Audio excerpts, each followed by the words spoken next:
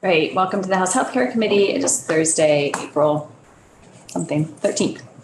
So we are having Legislative Council walk us through the markup so far.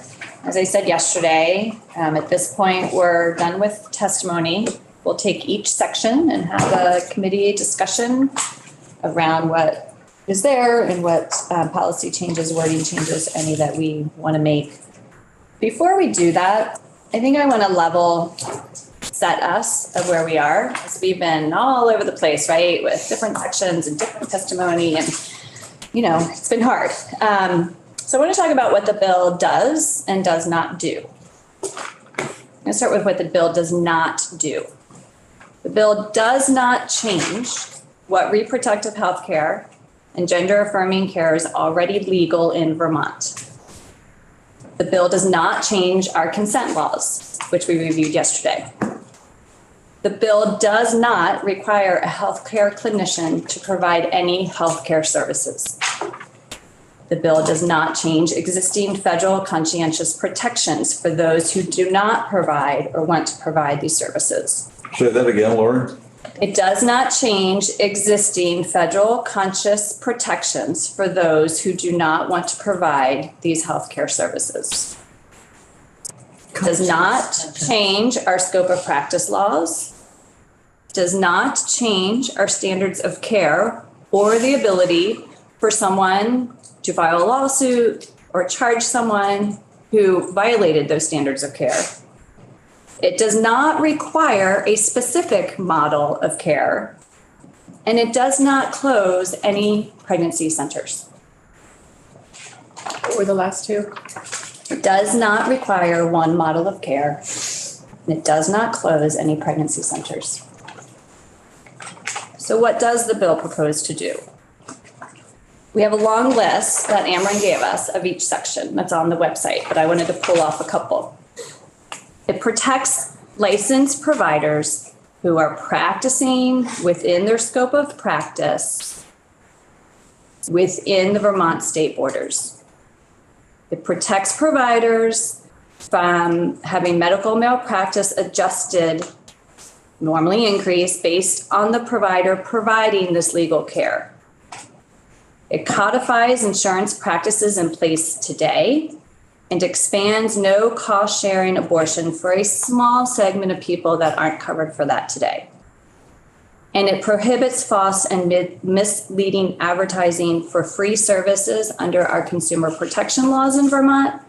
And if you remember, consumer protection applies to services that are paid for. In this instances, we're opening that up to include these free healthcare services.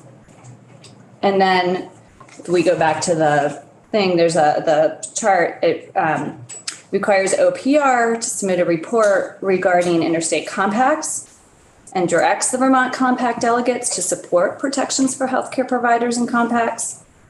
It allows pharmacists to prescribe emergency contraception and permits pharmacies and colleges and universities to make non-prescription emergency contraceptives and other contraceptives available by vending machines, non-prescription, over the counter. And it requires Vermont's public institutions of higher education to report on students' access to these healthcare services. And then it limits the circumstances under which covered entities and businesses may disclose legally protected healthcare activity. So any questions on any? I mean, we're going to go through each one, but I wanted to just level set where we are. Yeah, I have a question. If it doesn't hurt or prohibit, and I don't know the words you use, the pregnancy centers, then why is that section in there? I said it doesn't close pregnancy centers. Okay. Well, close is relative.